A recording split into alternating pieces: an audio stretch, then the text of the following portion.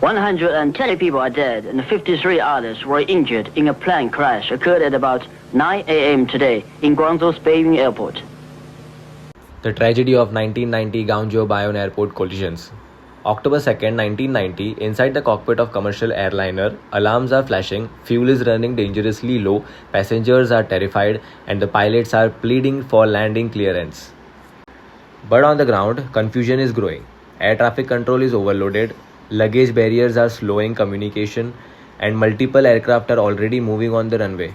What happens next will become one of the deadliest runway disasters in aviation history. This is a story of Guangzhou runway collision the day communication failed. So, the aircraft involved was a Boeing 737 operated by Xiamen Airlines. Earlier that day, the plane had been hijacked mid-flight. The hijacker demanded to be flown out of China. The pilot, under pressure, tried to manage both the hijacker and the safety of everyone on board. Eventually, the aircraft was diverted toward the Guangzhou Baiyun Airport. But there was a growing problem: fuel. Because of the diversion and extended flight time, the aircraft was now critically low on fuel. The pilots repeatedly informed air traffic control about their fuel emergency, but this was 1990. Emergency standards were not as globally strict as today. Misunderstandings began to form. Inside the cockpit, tension was rising, fuel gauges were dropping toward minimum reserves, the hijacker was still in control. Passengers had no idea how close they were to disaster. The pilots attempt to declare urgency, but reports later suggested that the fuel emergency may not have been fully understood by ATC. Meanwhile, Guangzhou Airport was busy. Another aircraft from China Southwest Airlines was taxiing. Third aircraft from China Southern Airlines was also on the ground.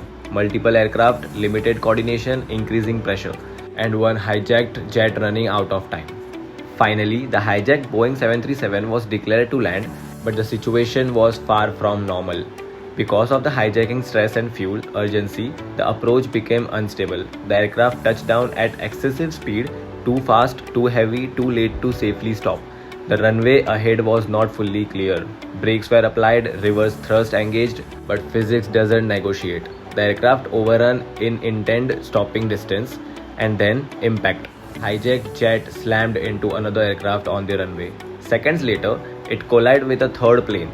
Metal tearing, fire, and smoke rising into the sky. Guangzhou Airport has turned into a disaster zone. The collision triggered massive fires. One aircraft was destroyed almost instantly, another caught fire shortly after impact. Passengers scrambled to escape through emergency exits. Crew members shouted instructions through smoke-filled cabins.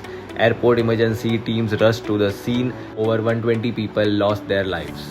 It became one of the deadliest aviation accidents in Chinese history, and it all happened within minutes.